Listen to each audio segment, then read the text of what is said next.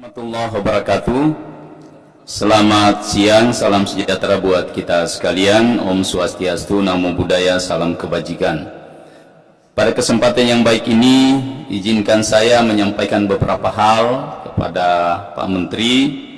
Yang pertama, sebagaimana yang sudah saya sampaikan di awal tadi, saya sangat mengapresiasi langkah-langkah yang telah dilakukan oleh Menpan RB, kemudian Kepala BKN selama ini dalam seleksi CPNS. Saya kira dari hari ke hari semakin bagus dan kita tentu juga melihat hasilnya transparan.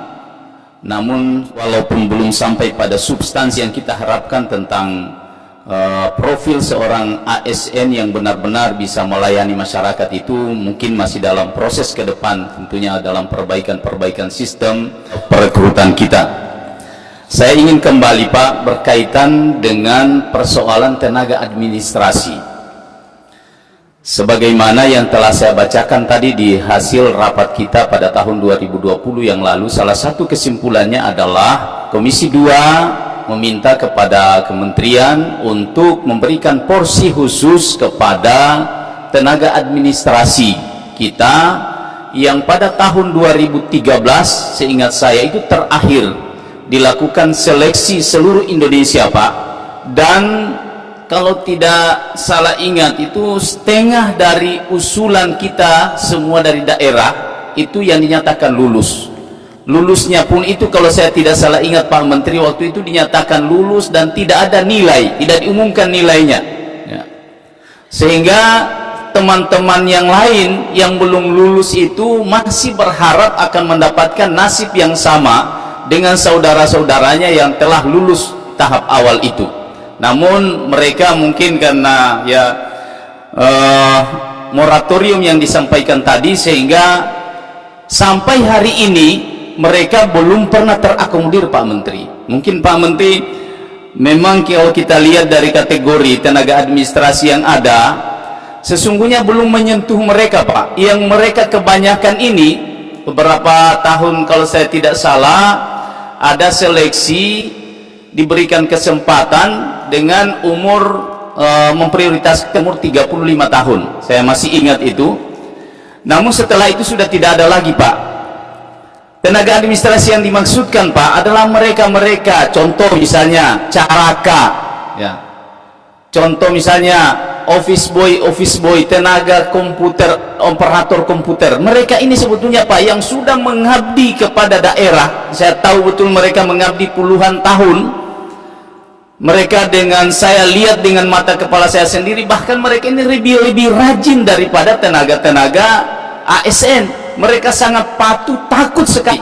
Padahal gaji mereka pada saat itu sama sekali dari daerah belum seperti hari ini memberikan gaji yang cukup kepada tenaga honorer. Nah mereka inilah sampai hari ini dengan sabarnya Pak Menteri masih menunggu peluang itu. Kapan mereka diberi peluang untuk bisa, sekalipun hanya sehari misalnya, karena mereka akan memasuki masa usia pensiun karena lamanya mereka mengabdi tapi tidak terakomodir. Nah, itu kira-kira Pak Menteri yang ingin saya sampaikan pada kesempatan ini, sehingga mudah-mudahan ini kesempatan besar. Saya tahu betul Pak Menteri ini adalah orang yang memiliki kepedulian yang sangat besar kepada orang cilik Pak, orang yang kecil, dan mereka inilah orang cilik Pak, orang-orang yang memang pesuruh di kantor-kantor itu, dan mereka belum merasakan nasib dengan saudara-saudaranya. Ini tidak ada keadilan sesungguhnya Pak. Mereka ini mendapatkan nasib yang tidak beruntung, hanya persoalan ketidakadilan sesungguhnya, karena sahabat-sahabatnya yang lain sudah terrekrut mereka dengan seleksi yang formalitas sifatnya Pak, yang saya ingat waktu itu belum Pak Menteri di situ.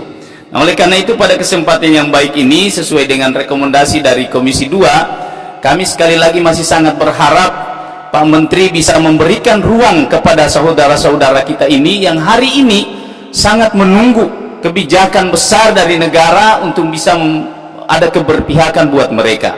Saya kira itu yang perlu. Jadi sekali lagi saya tegaskan bahwa tenaga administrasi ini beda dengan tenaga teknis Pak. Tenaga administrasi yang dimaksudkan yang hari ini mengeluh di mana-mana itu adalah mereka seperti yang saya sebutkan tadi, tenaga caraka, office boy, kemudian tenaga komputer yang dulu karena masih bikin-bikin amplop Pak Menteri dulu. Mereka ini tugasnya, karena dulu belum secanggih sekarang, masih mengetik dengan ketikan-ketikan mesin ketik biasa, belum komputer seperti hari ini. Kira demikian, terima kasih. Wallahu musta'an. Assalamualaikum warahmatullahi wabarakatuh. Assalamualaikum warahmatullahi wabarakatuh. Terima kasih pimpinan. Assalamualaikum warahmatullahi wabarakatuh. Saya masuk kepada apa yang menjadi topik kita pada siang hari ini. Berkaitan dengan penerimaan CPNS hari ini, bagaimana pula kebijakan pemerintah terhadap Bengkalai yang selalu kita bicarakan, yaitu masalah K2.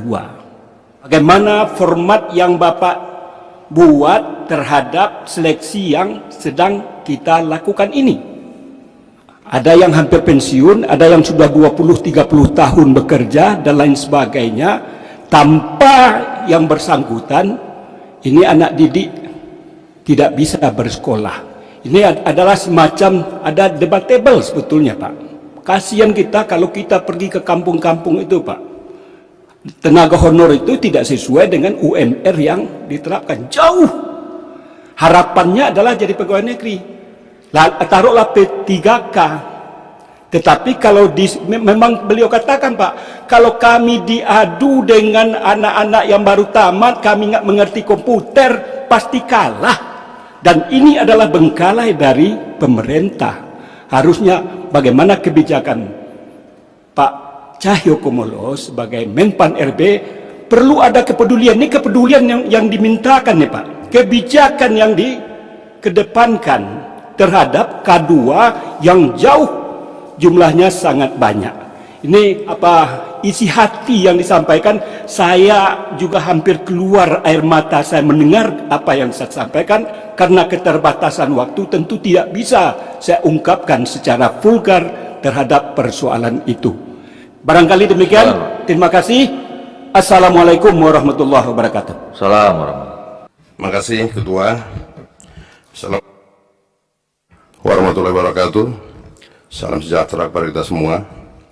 Pak Menteri, tentu kita ingat PP 41 tahun 2020 Pak Menteri, tentang pengalihan, iya kan, pegawai KPK menjadi ASN dan atau P3K kalau mereka tidak mau menjadi ASN, ya kan, sebagai tindak lanjut dari Undang-Undang Nomor 19 Tahun 2019 tentang KPK. Nah, di PP ini kan ya di situ tidak dipersoalkan usia, 35 masih bisa jadi ASN. Nah, bagaimana tentang honorer ini Pak? Kenapa ada pengecualian? Ya, melalui PP 41/2020 terhadap KPK. Walaupun mereka itu komisi yang sudah bekerja sekian lama, tetapi honorer ini kan jauh bekerja lebih sekian lama Pak. Nah, kenapa ada pengecualian nih? Seperti guru di daerah Pak. Nah, saya bicarain karena banyak masuk surat sini Pak, dan kami sudah RDPU juga dengan GTA 3K, saya lupa namanya itu. Ya, mereka dari guru, dari tenaga kesehatan, ya, dan dari honorer lain. Ya, mereka mohon diperhatikan Pak. Ini bagaimana Pak Menteri? Kenapa ada kekhususan kepada KPK itu? Sementara ini sama-sama pekerja semua Pak, pekerja yang tulus Pak. Guru honorer, tanpa guru kita tidak bisa duduk di sini Pak. Akan begitu. Ini kan mulia Pak semua. KPK juga mulia. Guru lebih mulia bagi saya khususnya. Tentu kita sepakat, kita juga memuliakan lah para guru ini Pak, para tenaga kesehatan. Nah, di mana? Bagaimana ini Pak Menteri? Ya, mudah-mudahan Pak Menteri bisa membuat terobosan Pak untuk ini Pak. Ini kan demi bangsa dan negara, demi nawacita Pak Jokowi itu sendiri. Demikian Ketua, terima kasih. Terima kasih Pak Jumat.